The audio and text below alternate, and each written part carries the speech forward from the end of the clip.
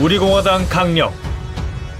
우리공화당은 자유민주주의와 시장경제, 법치주의 등 대한민국의 헌법적 가치를 존중하며 3.1운동의 위대한 독립정신과 이승만, 박정희 대통령의 건국이념과 정책을 계승하는 정당이다.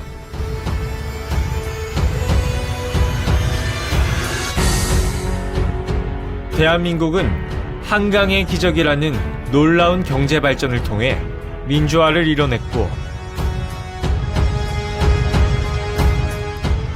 강력한 자주국방력과 자유우방국들과의 긴밀한 안보 협력을 바탕으로 자유민주주의를 기본적 가치로 하는 통일국가를 이루어 인류의 발전과 세계 평화에 이바지할 나라다.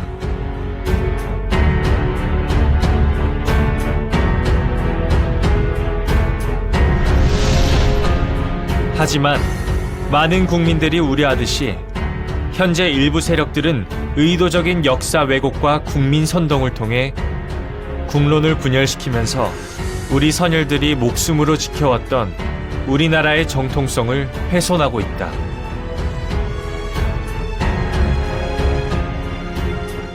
이에 우리공화당은 대한민국의 정통성과 헌법 가치를 지켜내면서 평화 통일을 이루어 국제사회에서 당당한 선도자로 나아가기 위해 우리의 이념과 비전을 담은 7대 강령을 아래와 같이 엄숙히 선포한다.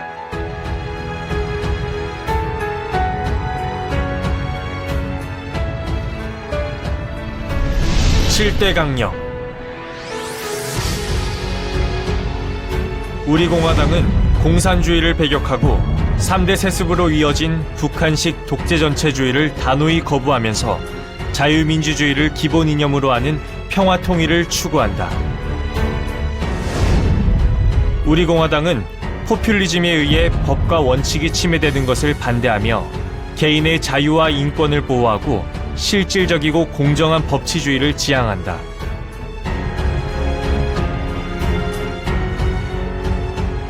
우리공화당은 굳건한 한미동맹과 자유우방들과의 안보 협력을 바탕으로 북한 핵의 완전한 폐기를 이뤄낼 것이며, 힘이 뒷받침되는 자주국방력으로 영토를 수호하고 국민의 생명과 재산을 지켜낼 것이다. 우리공화당은 개인과 기업의 자유로운 경제활동을 보장하면서 불필요한 규제를 폐기하고 국가의 인위적인 간섭을 자제하며 경제 주체들 간의 공정한 경쟁을 통한 일자리 창출과 경제 발전을 위해 최선을 다한다. 우리공화당은 일부 이념 세력의 왜곡된 역사관으로부터 우리의 다음 세대를 보호하면서 창의성과 국제적 감각을 지닌 참된 인재를 키워낼 수 있는 교육제도를 마련하고 가난의 대물림을 방지하기 위해 교육 기회를 확대할 것이다. 우리공화당은 촘촘한 사회안전망을 통해 약자들이 소외되거나 낙오되지 않는 따뜻한 공동체를 만들어 다 함께 풍요로운 삶을 누릴 수 있도록 노력할 것이다. 우리공화당은 4차 산업혁명에 능동적으로 대처할 수 있는 국가체계 및 산업 생태계를 구축하고 생명공학 등 신산업 분야의 육성과 우리 문화의 세계화를 통한 문화 융성을 이뤄낼 것이다. 모든 애국 우파 국민이 하나 되어 문재인을 끌어내자! 애국 우파들이여, 두려워 말고 용기를 가지고 헌법에 보장된 국민 정부를 발동하여 문재인 본산 발기미 세력 몰아내자! 우리 공화당은 절대로 분열하지 않습니다. 우리 우파의 확장을 위하여, 새로운 대한민국을 지키기 위하여 다 함께 투쟁하자! 박근혜 대통령의 탄핵 무효를 외쳤던 우리들이 이제는 망해가는 대한민국을 구출하겠습니다. 우리 공화당은 그렇게 싸워왔습니다. 앞으로도 그렇게 싸울 것입니다. 기겁하고 용기 없고 우리와 싸우지 못하는 그러한 정당, 그러한 정치인이 아니라 용기를 가지고 죽음을 각오로 국민과 함께 대한민국을 지키겠습니다. 국민과 함께 대한민국의 자유민주주의 체제를 지키겠습니다. 대한민국을 구출할 유일한 정당, 바로 우리 공화당입니다. 오늘도 좀 약간 재밌는 얘기로 좀 시작을 하고 싶어가지고 저 그때 어머니 몸쪽 아니고 아버지 몸쪽에서 웃었다고 부끄러워 죽겠어요.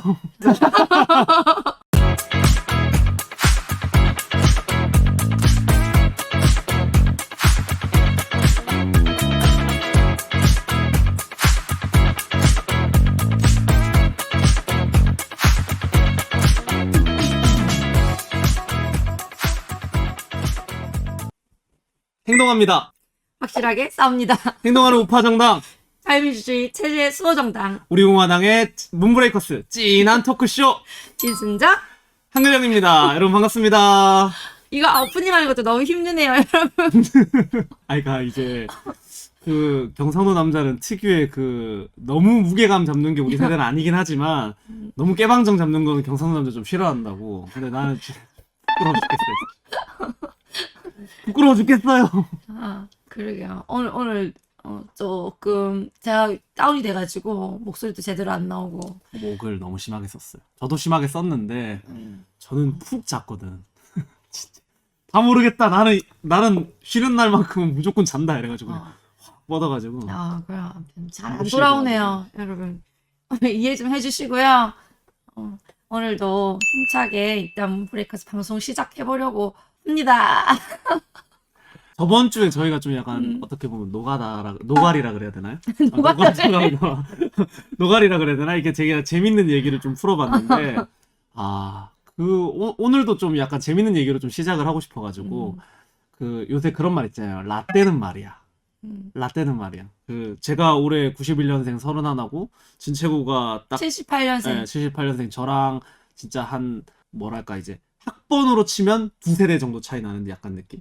1.5세대에서 2세대 정도 차이 나는 느낌인데 왜냐면 저도 지금 한 3, 4학번 밑에 학번 애들이랑 얘기가 안 통해요.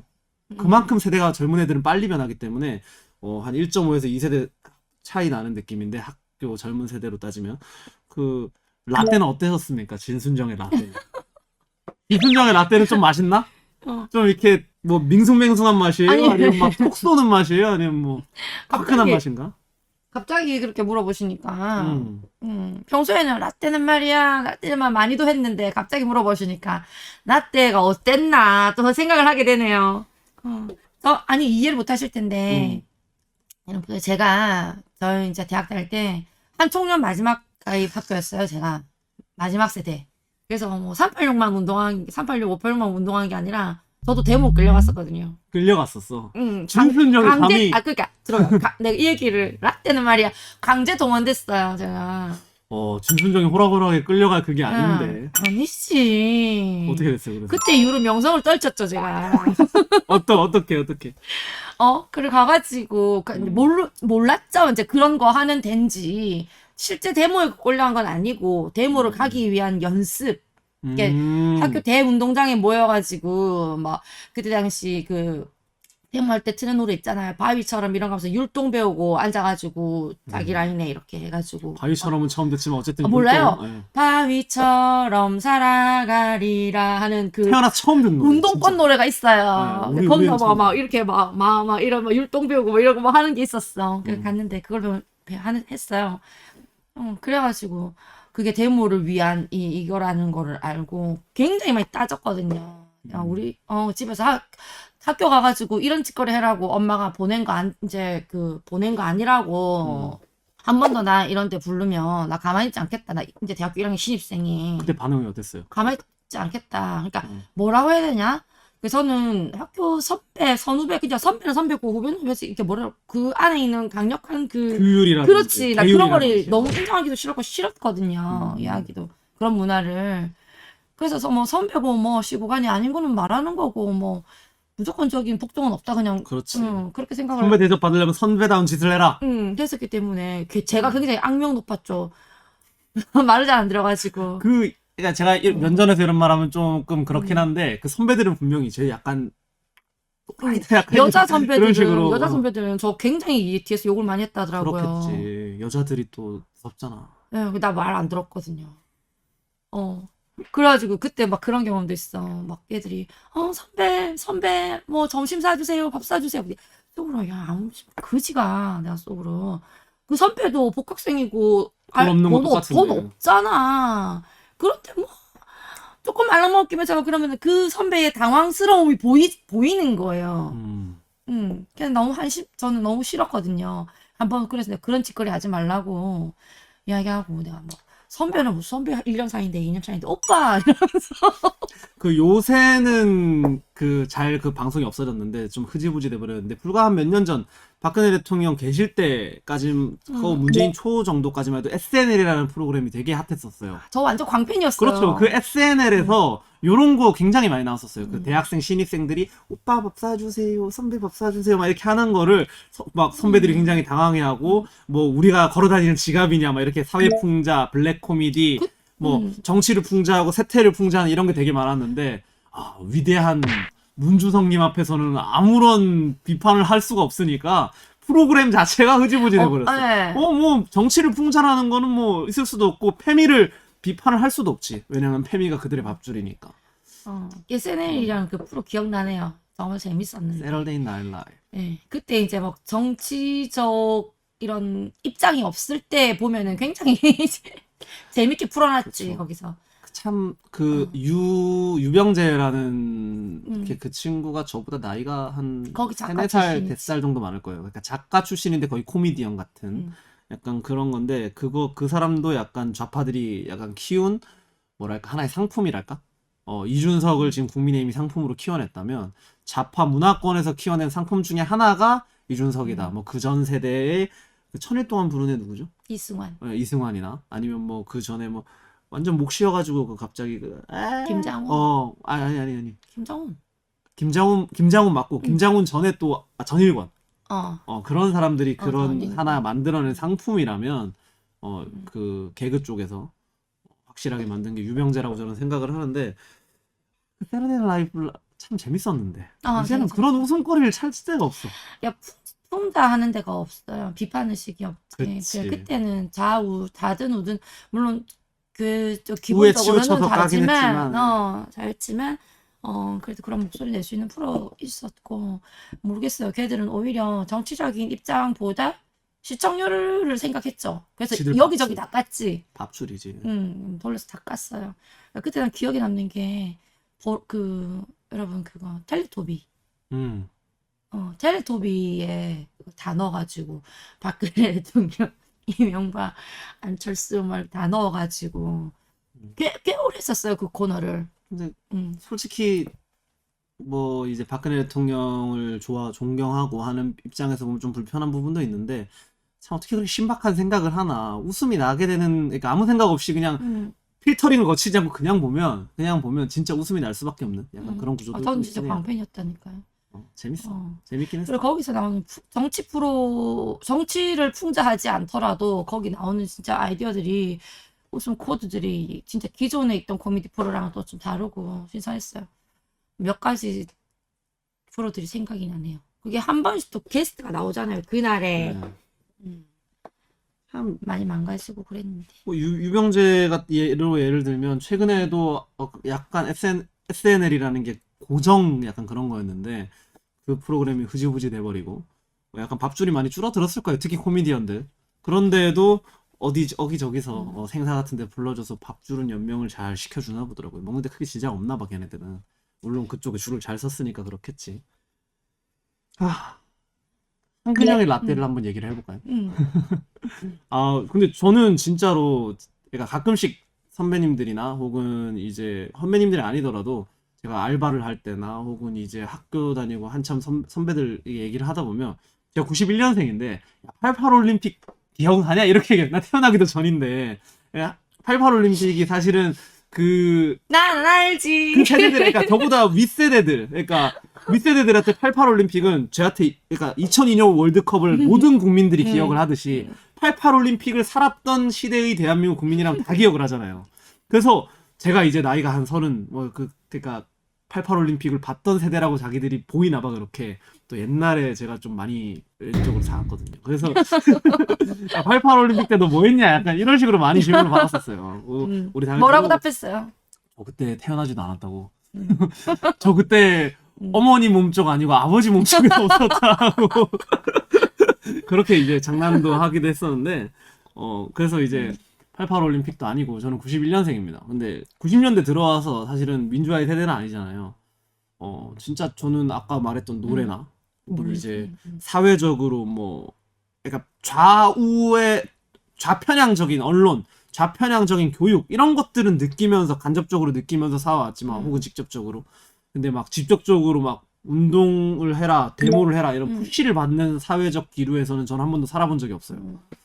그래서 저는 제가 직간접적으로 전혀 몰랐어요. 정치에 대한 거 전혀 몰랐는데 나중에 되돌아보기를 제가 정치를 알고 되돌아보기를 중고등학교 때 저를 맡았던 담임 중에 정교조가 한 명도 없었던 거예요. 한 명도 없어요. 진짜 한 명도 없었어요. 6년이잖아요. 6년 중에 그거 나는 있어. 있었겠지. 근데 중요한 거는 제 주변에도 6년 동안 한 번도 없었던 케이스가 거의 없어요. 저밖에 없더라고 거의.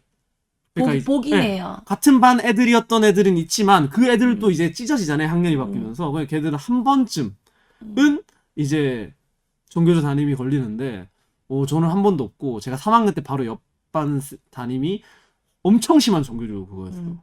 이때는 우리 한치고님께서 초등학교 다닐 때는 이미 정교조가 이렇게 단체 조직화 되었을 때잖아. 엄청 힘이 셌을 때였지. 그렇죠. 제가 다닐 때는 그게 완전 초기 단계였어요. 그래서 굉장한 저항이 있었거든요. 교사들의 교사들도 자기들이 정교조라는 단체를 만들기 위해서 정부에 저항을 했고, 학교에서도 정교조를 좋은 눈으로 그런 사람들을 보지 않았고, 그렇지. 그리고 학부모 역시도 저 이상한 선생은 뭐야? 왜 진짜 티가 났거든요. 저는 어렸지만 제가 4학년 때인데 제 담임도 아니었어요. 옆반인데 너무 이상한 선생님이었거든요. 제 눈에 이해가 되지 않았거든. 이 얘기 좀 잠깐만 해드리면 옆반이었는데 합창단을 맡고 있었고 그분께서 그리고 다른 분도 그냥 애들에게 음악 같은 걸 이렇게 가르쳐 줬어요. 노래를 잘하시고 그랬는데 애들한테 하는 말이 공부가 별 필요 없다는 거예요. 그 당시에. 그러면서 그냥 굉장히 잘 노는 선생님이었어요. 애들하고 같이 잘 놀아주고 오늘 그냥 운동장에 나가서 밖에 가서 뭐 이게 그냥 노래 부르고 이랬어요. 그 당시에 저는 어떻게 보면은 뭐 주입식 교육의 폐해라고 할 수 있지만 그런데 그 초등학교 때 받아야 되는 기초적인 교육이 있잖아요. 우리들 받아야 되는 그런 그냥 틀 속에서 살아온 얌전한 아이의 눈으로 봐서는 공부가 필요 없다 그냥 노래나 하고 놀자는 선생님이 너무 이상한 거야. 그 엄마한테 가서 얘기를 하는 거야. 이야기를 했지. 엄마 옆반은 수업도 안 해. 그냥 맨날 노래 부르고 뭐 노래도 동요 이런 거 안 가르쳐줘요. 지금은 뭔가 들으면 이상한 사상적인 노래들이고 뭐 이상한 작들 뭐 가요라고 하기에는 좀 그렇고 그러니까 지금 생각해보면 그런 노래가 아니었나 뭐 싶은데 더불어 세기로 뭐 이런 가사가 있는 뭐 그런 노래들이 그러니까 있죠. 동요는 우리가 아는 그런 동요는 아니었어요. 그래서 엄마한테 말했고 또 엄마 학부모들 사이에서 이제 그런 얘기가 나오고 그 선생님이 잘렸었거든. 그러니까 잘려야지. 어른들의 세계를 잘 모르니까 그때 당시에 무슨 일이 있었는지 모르겠지만 여하튼 어떻게 다 기억이 안 나니까. 세부적인 내용을 모르니까 잘렸었는데 구속이 됐었어요 그 당시. 그때가 몇 년도죠? 그 제가 80년대 중반? 아니죠 후반이지. 후반인가? 88 올림픽 전후겠네. 후반이죠. 제가 4살이란데 4학년 때였거든요. 88 올림픽 12살이네. 88 올림픽 전후. 딱 그 시점이겠네. 아직은 우리나라의 규율적인 느낌? 그때 그래가 구속됐다는 이야기를 들었고 근데 중요한 것은 저 나오고 나선가 그 선생님 다시 돌아왔다고 그 얘기 또 전에 졸업하고 들었어요. 나서. 그때 저는 그런 시기였어요. 저는 하여튼 뭐 정교조가 그러니까 이게 참 저는 되게 웃기다라는 게 아니라 참 그거 있잖아요. 노력은 절대 배신을 하지 않는다. 뭐 시간 불변의 법칙 뭐 이런 얘기가 있는데 1만 시간의 법칙 이런 거 들어보셨죠? 한 사람이 특정 분야에서 엄청난 그 성과를 이루려면 그리고 그 분야의 전문가가 되려면 1만 시간이 필요한데 그 1만 시간이 그냥 평균적인 노동과 평균적인 휴식을 하는 사람이라고 가정을 했을 때 약 30년의 시간이에요.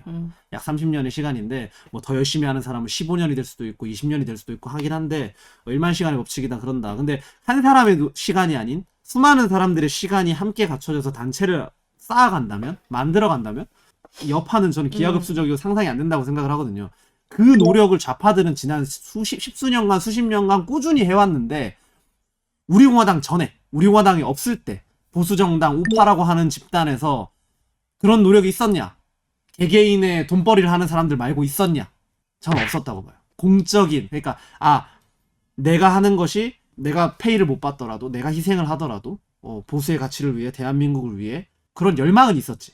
근데 그러한 집단이나 단체가 있었나? 저는 없다고 보거든요. 질 수밖에 없는 거지 보수가. 그러니까 어떻게 보면 보수의 패러다임이 이번 기회에 저는 바뀌었다. 저는 이제 그렇게 보고 있어요. 그 당시에 그 사람들은 그렇게 했기 때문에 그게 그냥 보수라고 생각했을 수도 있어요. 그치. 권위주의적 보수 이렇게 얘기를 하잖아요. 그렇게 생각했을 수도 있어. 이제는 21세기 지금 2021년의 대한민국에서는 보수의 패러다임이 완전히 바뀌었습니다. 제가 하나 어디서 본 거 있는데 하나 좀 읽어드릴게요. 젊은이들이 생각하는 방식이에요. 젊은이들이 생각하는 방식이 뭐냐면 우리 선배 세대들처럼 혹은 이제 우리 어머님, 아버님 그리고 우리공화당 당원들처럼 이렇게 뭐 공적인 이 대한민국을 위해서 내 나라 이런 사고방식이 사실 많진 않아요. 근데 지금 여기서 최근에 올라왔던 것 중에 진짜 이게 요즘 애들의 사고방식이지라고 제가 정말 저도 이랬었으니까 공감이 가는 게 뭐냐면 나는 그런 거 진짜 관심 없고 내가 관심 있는 건 오로지 내 학점과 취직과 내가 즐겨하는 취미들과 내 친구 가족들인데 왜 니네가 이래라 저래냐 난리냐 뭐 정치든 아니면 학교에서 난리치는 페미니즘 운동이든 그런 꼬라지가 다 싫대요. 나는 그냥 나의 바운더리 나의 일상 나의 영역과 내가 추구하고자 하는 가치라고 보기도 어렵죠. 내가 추구하고자 하는 그냥 좋아하는 것들 여가적인 뭐 이런 것들만 즐기고 살고 싶은데 노력하고 니네가 뭔데 이래라 저래라 하냐 이게 젊은 애들의 사고 방식이거든요. 사실은 예전에는 똑같은 민주주의였어도 사실 뭐 그 시대를 제가 뭐 무조건 틀렸다 이렇게 왜냐면 그 시대의 사고 방식이 또 다르니까 제가 말을 하긴 어렵지만 나라가 없으면 나도 없다라고 생각하는 시대였다면 이제는 나라보다 내가 먼저요. 그런 시대예요. 저조차도 솔직히 저랑 제 가족을 지키기 위해 나라를 지키고 우리공화당이 활동을 하고 대한민국을 지켜야 된다라고 말을 하는 것이지 저나 제 가족의 안전이나 혹은 이제 그런 우리가 살아야 하는 사회나 이런 거에 대해서 아예 보장을 못 받는다면 뭐 그게 나라에 대한 뭐 그렇게 애국심이나 진취적인 활동이나 열정이 생기진 않을 것 같아요. 젊은이들이 생각이 그런 개인적인 사고가 많아진 건 일단 저는 이게 참 교육의 역할이 잘 행해지지 못했다고 생각을 일단은 합니다. 하고 저는 친구들한테 제 경우를 예를 들면은 지극히 개인주의라는 말을 듣거든요.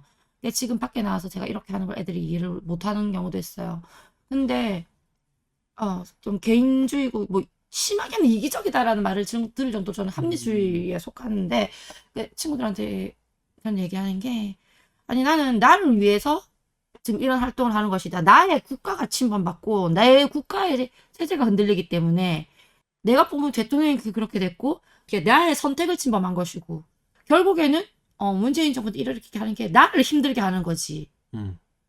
나는 이게 나를 지키고 내 가족을 지키고 내 나라를 지키는 게 곧 내가 잘 사는 길인데 이것을 내가 지금 방관했을 때 그 고통은 오히려 나에게 오고 내 가족에게 오는데 어떻게 생각하냐. 내가 지금 막을 수 있을 때 막는 것이 더 풍요롭고 행복한 나를 유지해주는 길이지. 그렇지. 내가 지금 잠시 이것을 방관해서 1, 2년 편하면 나는 30년, 40년 불행한 삶을 살고 그 불행한 삶을 내 후손들에까지 가는데 도대체 어느 게 맞는 거냐.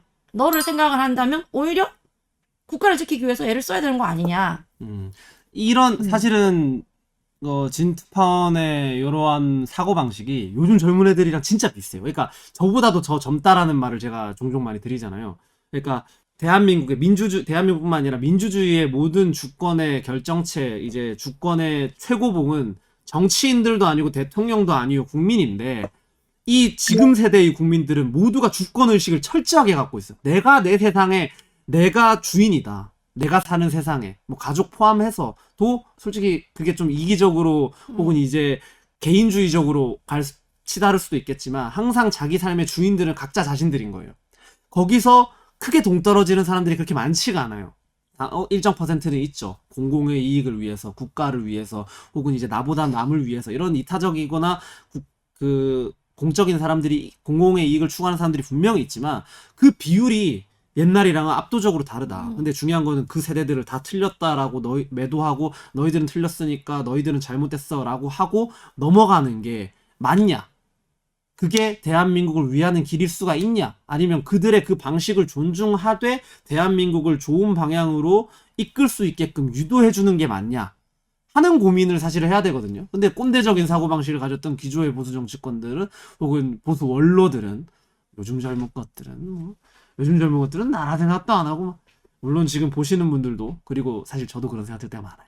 지금 저는 말씀을 들으니까 우리 공화당이 굉장히 이제 고민을 해봐야 되고 연구를 해봐야 될 게, 우리 당의 이렇게 공화라는 이게 주는 지금 2021년에 대한민국에 주는 의미를 굉장히 부각을 해야 되고, 또 이런 걸 국민들에게 많이 알려야 되는 게, 젊은 애들이 그러한 사고방식을 개인주의적인 사고방식을 가지고 있지만, 그것을 저처럼 표출해가지고 적극적인 액션을 취하는 사람이 있는 반면, 그렇기 때문에 소극적으로 침범받지 않기만을 바라는 소극적인 사람이 있잖아요. 그럼 단지 나의 자유가 침해받지 않는 선에서 내 것을 지키는 소극적인 자유가 아니라, 이것을 넘어서서 내 것을 지키기 위한 적극적 정치적 참여가 결론으로 도출돼서 나와야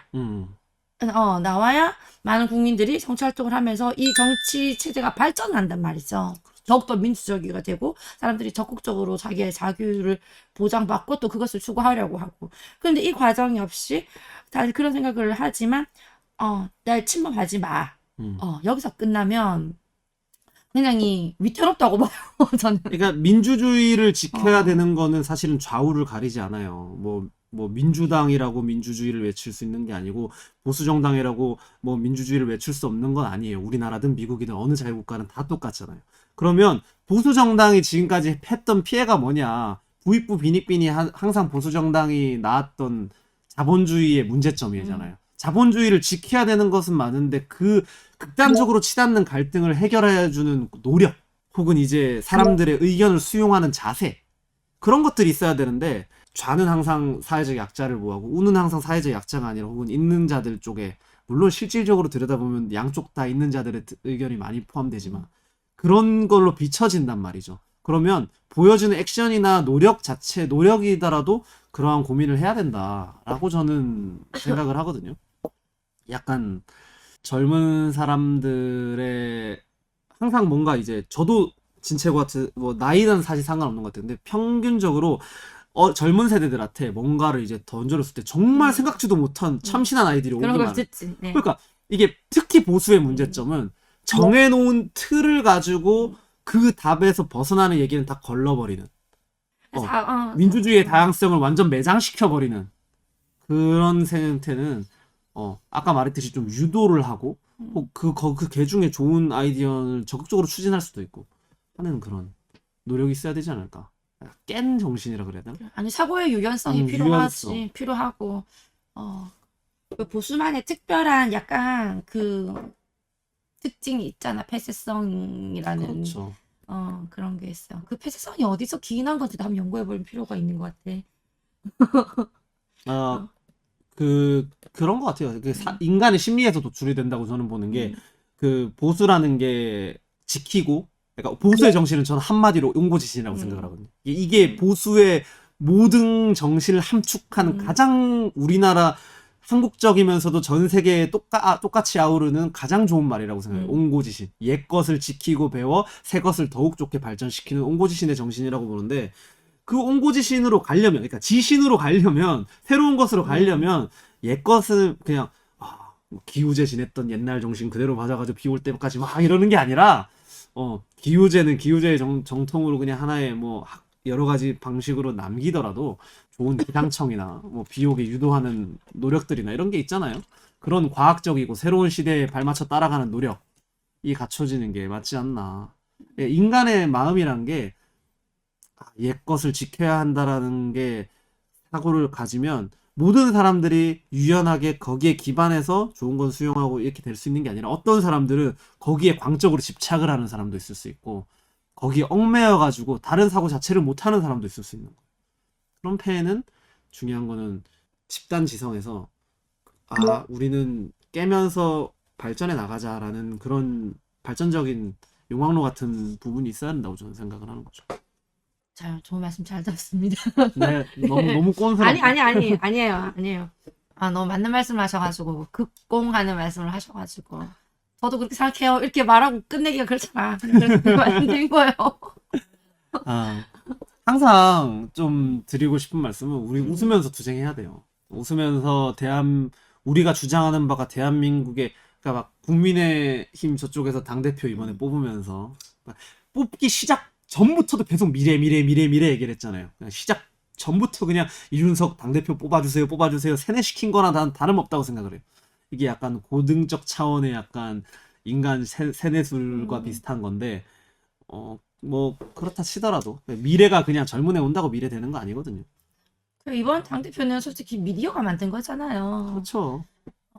그 이준석 위에 유승민 그리고 김무성, 그 시대의 사람들이 제일 하고 싶어 하는 거, 조명이 비춰지는 곳에서만 행동하고 말하고, 조명이 없는 곳에서는 자기 얘기를 이렇게 할 수 있는 힘을 가진 사람들끼리만 짝짝꿍 해가지고 암실 정치하는 그 상품. 이게 미디어에서 밀어붙인 대로, 미디어에서 의도하는 대로 그냥 된 것 같고, 뭐 이준석 띄우기가 아직 끝나지 않았다. 당대표에서 끝나지 않았다. 당대표를 만든 게 그들의 결과물이 아니고 더욱더 띄울 것 같고, 올 연말까지는 아마 난리 날 거예요. 그 단적인 예로 뭐 첫 출근할 때 자전거 타고 간 거, 저 이거 좀 말씀드리고 싶은데, 뭐 다른 사람들은 뭐 저걸 뭐 쇼한 거 아니냐 뭐 그러는데, 저는 좀 시각이 다른 게, 그냥 차가 없는데 차가 없어요, 이준석이.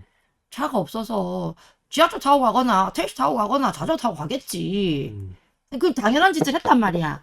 이준석 중에는 세 가지 선택지 중에 하나를 선택한 거예요. 그나마 자전거 타고 가는 게 좀 더 이미지가 좋겠다 싶어가지고 타고 갔겠지. 근데 이거를 이슈화 시켜서 새로운 당대표로 만든 거는 언론이란 말이에요. 그렇죠, 맞아요.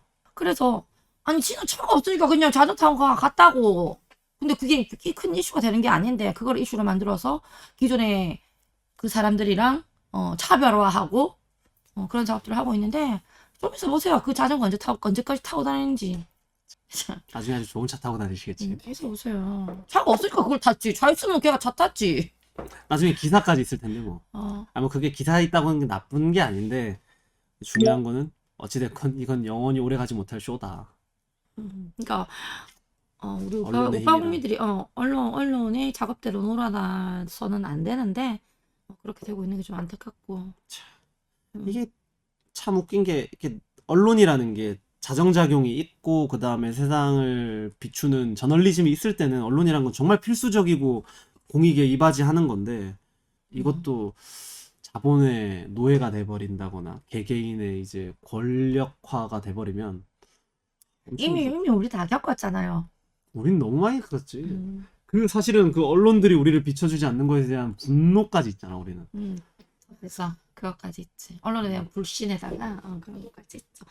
이미 우리는 박근혜 대통령 탄핵 과정을 보면서 저들이 어디까지 악랄해질 수 있는지, 어디까지 거짓말쟁이가 될 수 있는지 다 겪었고, 그들의 솔직히 무시무시한 힘을 보면서 보았잖아요. 근데 저는 그들의 무시무시한 힘을 봤어도, 아무리 걔네들이 힘이 세서 해도 중세시대 교황청만 할까? 뭐 중세 시대의 왕권과 귀족들만 할까? 나는 그렇게 생각 안 하거든. 갑자기 이 얘기를 하는 게 잔다르크 명예 회복되는데도 막 그렇게 막 몇백 년 안 걸렸어요. 십수년 걸렸다고. 그래서 좀 있으면 분명히 지금 우리가 4년 지났는데 이제 5년 접어들어 가죠 우리가. 4년 지났는데 한 10년 안에 저는 그러니까 총합 10년 안에 분명히 뒤집힌다고 보거든요. 그때 김무성, 유승민 정치권에 없을지 몰라. 근데 그때 이준석은 있을 거거든. 그때 이준석은 분명히 있을 거거든. 분명히 도로 맞는다. 자기가 한 말 그대로 이제 높은 고점에 이르러서 쫙 수직낙하에서 쳐맞을 거예요. 하늘 보고 침 뱉기. 참 국민들 보고 뭐라 하기 좀 그래서 그냥 말 안 할게요. 국민들이 반성하지 않으면 안 됩니다. 역사는 반복되죠. 인간은 미련한 동물이니까. 뭐 저조차도. 두렵습니다. 두려워. 제가 제일 두려운 게 뭔 줄 알아요? 여자친구. 아니. 그런 거 아닌데. 제가 제일 두려운 거는 우리공화당이 나중에 저는 우리공화당이 어떤 형태로든 수권 정당과 이제 정치에서 분명한 그 힘을 발휘할 수 있는 날이 분명히 온다고 생각을 해요. 그 수혜를 입는 게 제가 아니어도 돼요. 근데 저든 누구든 혹은 후회든 누구든 똑같은 국민의힘과 똑같은 그 길을 걷는 것. 처음에는 옳고 정의롭고 그 시대에 맞게 출발을 했어도 나중에는 결국 타락하고 그 정신을 훼손해서 그 민주를 말하는 자들이 제일 민주스럽지 않은 민주당과 국민을 말하지만 제일 국민을 생각지도 않는 국민의힘 같이 우리 공화당이 우리라는 국민도 생각하지 않고 공화의 정신도 다 까먹은 쓰레기 같은 정치 집단이 되면 저는 그게 제일 두려울 것 같아요. 그러면 나중에 이제 나이 들어서 내가 저도 시작에 일조를 했는데 정말 그럼 뒤에서 또 퀴즈를 키우면서 수렴 청정하는 거 아니야? 아니 나는 그러면 바로 안할 것 같아. 맞아요. 네, 그런 생각은 못 해봤는데 정말 끔찍한 생각만 해도 끔찍한. 저 한 얘기네요. 2년 전부터 이 생각을 했어요. 그 공공연하게 이런 얘기를 들으셨던 분들이 있을 거예요.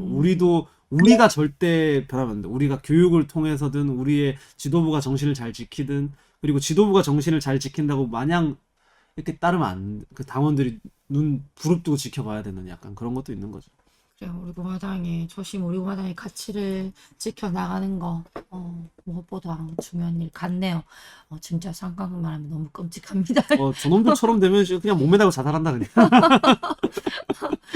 진짜 부끄러워서 못 살 것 같아요. 나는 그건 나중에 걱정하고 일단 그렇게 됐으면 좋겠어. 나 그러면 성공 못하는 것보다 그게 더 끔찍한 것 같아요.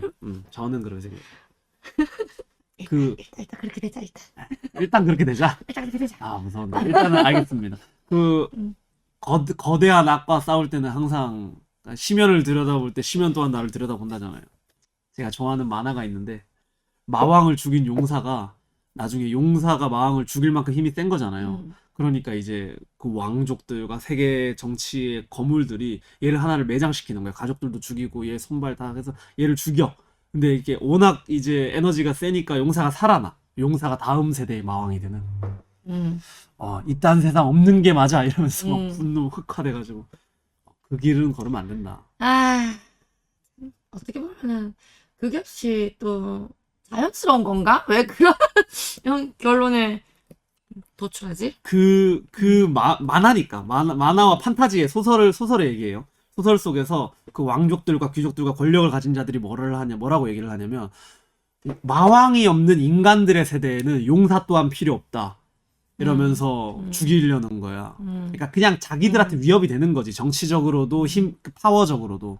근데 그런 대의명분을 가져와서 그렇게 하는데 그 사람 한 사람만 용사 하나만 죽였다면 용사는 죽음을 받아들였을 텐데 용사가 사랑하는 가족과 친구와 그 용사를 섬겼던 백성들까지 다 도륙을 해버리거든. 그래서 용사가 그걸 보고 사지절단되고 죽어요. 근데 또 이제 판타지의 세계니까 막 이렇게 만화나 뭐 이렇게 해가지고 막 살아나서 막 엄청 하여튼 그런 게 있어요.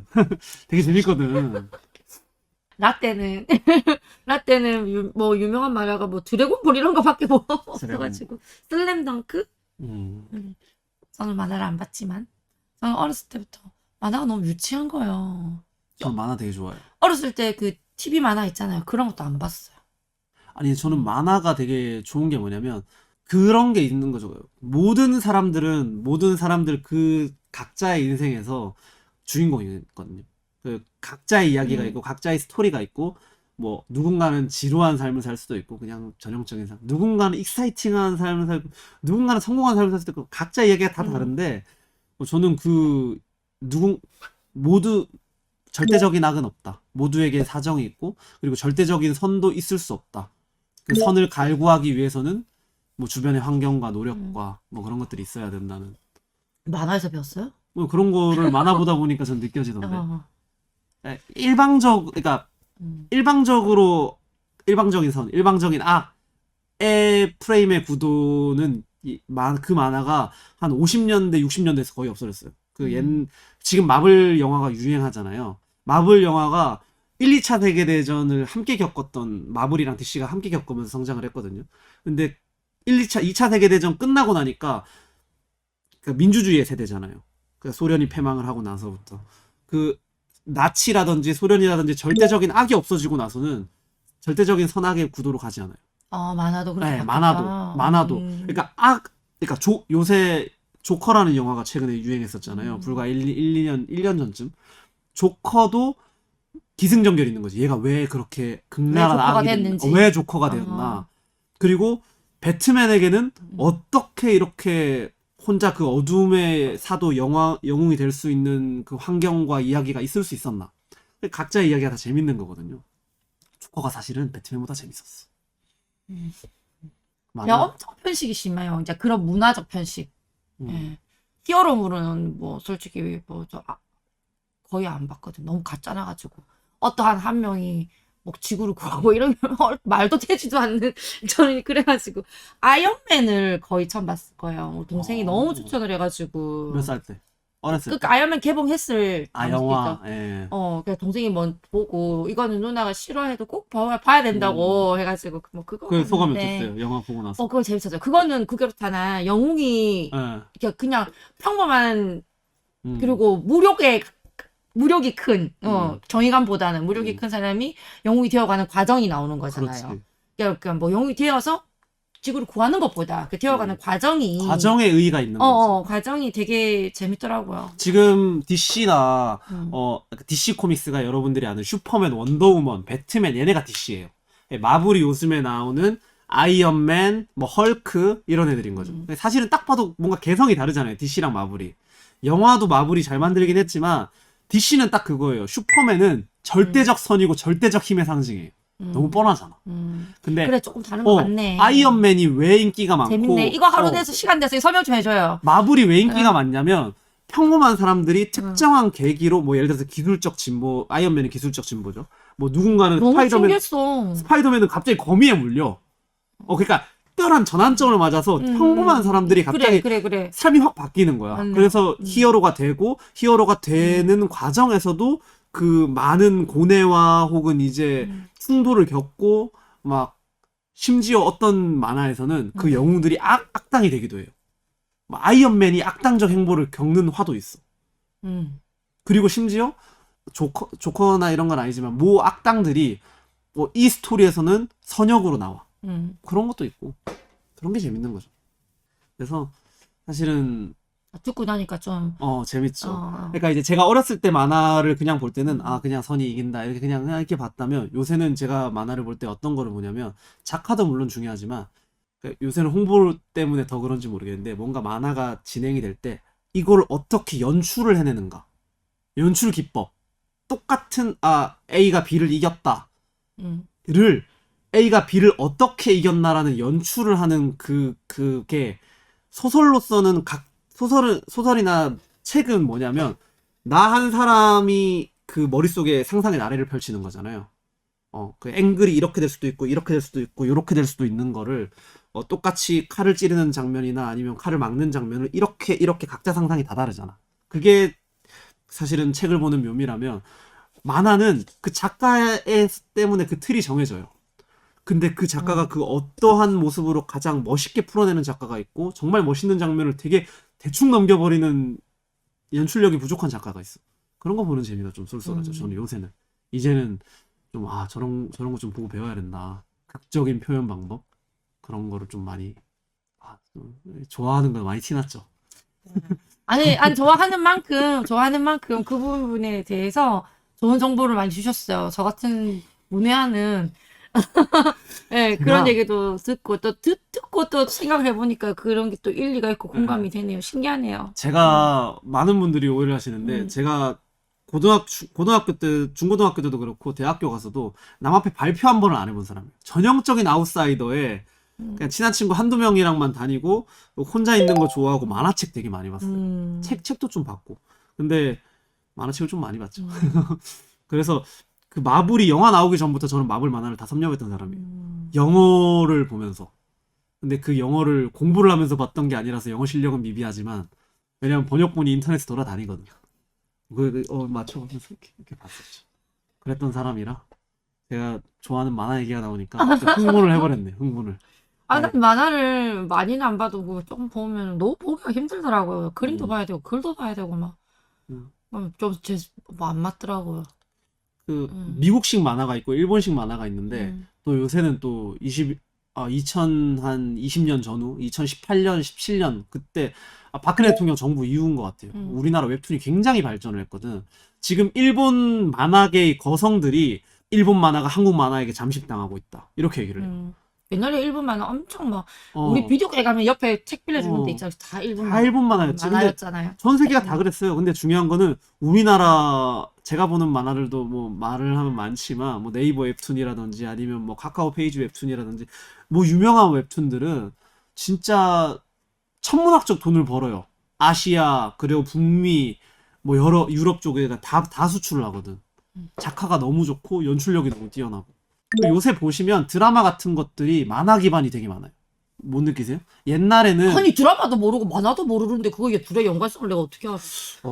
요새 굉장히 인기 많았던 드라마들이 좀 많은데 저는 뭐 그 드라마들을 다 보진 않아요. 근데 드라마가 그러니까 유튜브에 보면 핫클립이 한 번씩 뜨잖아요. 많았잖아요. 유튜브에서 클립이 하나씩 뜨잖아요. 근데 그 만화가 영화가 되는 게 이게 불이 붙은 게 옛날에도 많았지만 한 5, 6년? 4년? 뭐 그때부터 굉장히 활발해졌어요. 뭐 지금 당장 생각하는 것만 해도 김비서가 왜 그럴까랑 뭐 저 갑자기 단밤 나오는 거 저 이름 뭐지? 이태원 클라스 뭐 이런 것들이 다 웹툰 출신이거든요. 근데 이제 뭐 만화스럽지 않아요 별로. 만화를 드라마를 보면 그런 것들 거의 영화나 이런 것들도 작가들이 옛날에는 영화 시나리오를 썼다면 작가들이 쓰는 것들이 만화화가 많이 돼요. 만화화가 먼저 돼서 그 사성을 입증받은 것들이 결과적으로 이제 그게 되는 영화나 드라마화가 되는 그게 굉장히 많은 거죠. 너무 요즘 난 너무 모르고 살았나 봐. 나의 덕후 기질을 이렇게 오픈을 해버리면 안 되는데 저만의 세계였는데 이거. 저는 뭐 아까도 말했지만 뭐 상상력이 부족해서 그런지 동심이나 뭐 그런 게 부족해서 그런지 막 만화 이런 것보다 저기 드라마 같은 거 아예 안 보지만 영화 같은 거 보면은 꼭 있잖아요. 살인, 연쇄살인 뭐 피칠갑되는 이런 거. 제가 제일 좋아하는 영화 시리즈가 소우거든요. 제가 진짜 못 보는 영화가 소우예요. 소우거든요. 몇 번씩 봤어요. 나는 전 뭐. 고어물을 못 봐요. 맨 처음 1편 봤을 때 아이씨 천재 아니야 내가 막 이러면서도 그런 영화 좋아하거든. 잔인한 거? 그냥 막 잔인해서 좋아하는 건 아니에요. 잔인해서 좋아하는 건 아니지. 악을 확실하게 징벌하는? 그러니까 살인기가 뭐라 해야 돼 판타지 영화나 저는 공포를 좋아하는 건 아니에요. 이렇게 인간 사는 세상인데 너무 비현실적인 거는 싫어하거든. 아예 누군가를 현실에서 이렇게 일어날 즐기고, 법한, 그러니까 즐기고 이 살인이 더 현실적이라는 거지 나는 이 사회에서. 맞아요. 네, 그래서 뭐 그런 제가 그러고 보면 또 인간 심리 이런 것도 또 좀 알게 비슷해요. 그래서. 비슷한데 소울을 좋아하고 저는 소울을 못 보는 이유가 뭐냐면 저는 일어날 법한 거기 때문에 그게 무섭게 느껴지거든요. 저는 귀신보다 사람이 더 무섭다고 생각을 하는 사람이라서 그래서 저는 공포 영화, 귀신 영화 보면 하나도 안 무서워요. 잘 만들었네. 어이 놀랬다. 약간 이 정도. 그래서 저는 공포 영화는 되게 잘 보는데 고어물을 못 봐요. 전기톱 막 살인 사건 막 이런 거 있잖아요. 실제로 일어날 수 있는 것들. 실화바탕 뭐 살인 이런 건 다 찾아봤지 거의. 무섭지. 그래서. 아, 다 좀 이상하다 하더라고. 근데 저는 그런 거, 사랑 얘기가 그런 것보다 더 불편한 거지 보면. 뭐야 저게 있어? 이런 거. 우리나라에 꼭 등장하는 재벌 2, 3세 뭐 약간 그런 거. 예. 그럼 너무 말도 안 되는 소리 하고 있네. 재벌 2, 3세가 뭐 저런 평범한 여자한테 뭐 약간 이런 뭐 그럼. 뺨을 때렸다고 갑자기 사랑에 빠져? 이런 거. 그 뻔한 메커핀. 그랬어요. 오늘 이제 좀 이야기가 많다. 노가리가 재밌어요. 시시콜콜한 이야기를 나눠봤습니다. 그 변화를 주는 게 이런 생각을 자꾸 들었어요. 우리가 특정한 이제 정치적 주제를 정해놓고 얘기를 하면 무거운 얘기밖에 나올 수가 없어. 근데 우리가 특정한 소스 하나 재밌는 그냥 일상적인 누구나 공감할 만한 좌우 상관없이 젊고 나이 들고 상관없이 그런 얘기를 하나 던져놓고 거기에 정치적인 거를 곁들여가면서 얘기를 하면 굉장히 좀 다채로운 식탁이 되지 않을까 그런 생각도 좀 들고 아직은 저희가 많은 고민을 안 했기 때문에 사실 시간도 별로 없고요. 체력도 안 따라주고요. 저는 일단 뭐 자유롭게 뭐 저 얘기 왔다 갔다가 했는데 한채구의 반짝반짝한 눈빛을 볼 수 있었습니다. 저도 몰랐던 걸 알게 돼가지고 좀 재밌는 시간이었고요. 지금 좀 끝날 때는데 제가 지금 거의 3년 정도 저희가 파트너를 했는데도 저의 이런 만화에 대한 이런 열정을 한 번도 오픈한 적이 없어요. 제 여자친구도 잘 모르거든요. 그냥 웹툰 본다 정도로만 아는데 괜히 오픈했나 싶기도 하고. 뭘요? 나의 덕성을 이거 오픈하면 안 되는데. 제 친구들도 맨날 이거든요. 쟤는 진짜 만화 절대 안 볼 것 같은 애가 만화 본다고 막. 연쇄살인보다 낫잖아. 아니 그저는 뭐 살인자는 말한다, 범죄형 인간, 그리고 뭐 그런 TV에서 하는 프로들 있잖아요. 그것이 알고 싶다 해서 촛불 빨기 전까지는 거의 다 봤어요. 근데 저는 저는 이제 만화를 좋아하니까 제가 안 봤던 만화라도 제목이나 이런 것들을 봤던 기억들이 많거든요. 그게 드라마나 영화 된 거를 보니까 신기한 거고. 근데 그 만화를 제가 많이 봐서 그런지 책도 보긴 했는데 그래서 그런지 글을 요즘 제 또래 애들보다 좀 잘 읽는 것 같아요. 그리고 응용력이나 표현력이 좀 다른 것 같고. 그리고 뭐 뜬금없는 지금 자기 자랑을 아니. 지금 도움이 많이 되는 것 같아요. 그러니까 이 만화가 무조건 나쁘게 볼 게 아니라는 그런 얘기를 좀 하고 싶었어요. 예. 이게 자기 변호의 심리랄까? 활자가 주는 교육이 있어. 그 그러니까 마스터 셰프 코리아 1인가 2에 만화 제목이에요? 아니야, 마스터 셰프 코리아라고 우리나라 아마추어 요리하는 사람들 나 뭐지? 아무것도 몰라. 옛날에 올라이브인가? 하여튼 무슨 좀 유명한 그 프로그램이 그때 되게 핫했어요. 몇 년 전에. 근데 그 시즌 1인가 2에서 우승한 사람이 남자인데 요리를 너무 잘해서 이미 우리나라에서 유명한 사람들이 먹어보고 평가를 하잖아요. 셰프들이. 그거 보고 와, 쟤 진짜 너무 천재다, 대단하다 이러면서 걔가 요리 내놓는 것마다 완전 장인 막 이러면서 난리 났던 애가 있거든요. 갑자기 이름이 제가 기억이 안 나는데 강래호라고 셰프 아시죠? 모르시나? 강래호라고 좀 젊고 얼굴 준수하고 한 셰프가 있는데 가수랑 결혼한 남자 아니에요? 그것까지 제가 잘 모르겠는데 젊고 좀 그 셰프가 그 우승자를 되게 극찬했어요. 근데 그 우승자한테 정말 안 뽑아줄 것처럼 막 이렇게 하면서 요리 어디서 배웠어요? 이렇게 얘기를 했더니 그 남자가 되게 쭈뼛거리면서 만화 보고 배웠습니다. 이래가지고 그 극찬 처음부터 한 번도 안 계속 극찬만 받다가 우승한 애가 있는데 걔가 만화 보고 배웠다니까. 그 몇 년 셰프 경력 있는 애를 다 이기고 우승했어요. 허영만이 식객 이런 걸 내가 말할수록 추해지는 것 같아. 아니에요. 한근영의 열정이 보였어요. 부끄러운 자기 변호는 여기까지 하는 걸로 하겠습니다. 그것도 또 어느덧 또막 이 얘기 저 얘기 나누다 보니까 시간이 또 훌쩍 갔네요. 오늘 좀 짧게 하려고 오늘 그랬는데. 제가 말을 많이 안 하는 게 좋을 것 같아요. 목소리가 전달이 제대로 안 될 것 같아요. 사실은 아셔야 돼요. 제가 진채고 목이 안 좋은 게 제가 옆에서 너무 느껴져서 제가 오늘 엄청 많이 떠든 거예요. 일부러 나의 배려가 좀 느껴졌으면 좋겠네. 저의 배려가 좀 느껴졌으면 좋겠어요. 네, 감사합니다. 제가 오늘따라 왜 저렇게 오바를 했나? 오바를 하고 싶어서 한 게 아닙니다. 저는 별로 나대는 걸 좋아하지 않아요. 예. 하지만 나서야 할 때는 나설 줄 알아야 된다는 거. 예. 부끄럽지만 그 말씀 드리고 오늘 뭐 마칠 때가 이제 왔네요. 마무리. 네, 목이 이제 좀 괜찮으시면 마무리를 좀 한번 해보시죠. 그래요. 저 이제 오늘 이렇게 방송될 시점이면 저희 이제 월요일 녹화를 하고 있는데 방송될 시점이면은 아마 좋은 팀과 함께하는 희망 살리기 민생 투어가 첫날 스타트를 했을 텐데요. 좀 뭐라고 해야 되지?